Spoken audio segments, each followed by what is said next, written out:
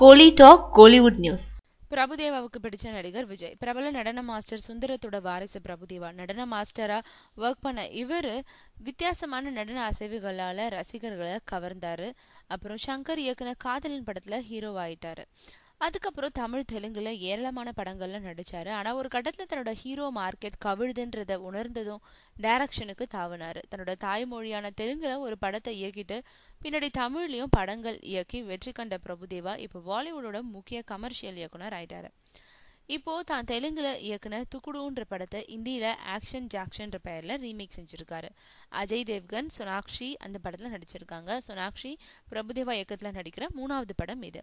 இந்த நிலையில நேத்து சென்னையில பத்திரிகையாளர்களை அவர் சந்திச்சாரு. அப்போ நல்ல கதை அமையும் போது மீண்டும் தமிழ்ல படங்களை இயக்குவேன்னு சொன்ன அவர்கிட்ட தென்னிந்திய அளவுல உங்களுக்கு பிடிச்சமான ஹீரோ யாருன்னு கேட்கும் போது அதுக்கு அவர் எனக்கு பிடிச்ச நடிகர் விஜய் தான் காரணம். அவர் தான் தென்னிந்திய அளவுல சிறப்பா நடனம் ஆடக்கூடியவர்.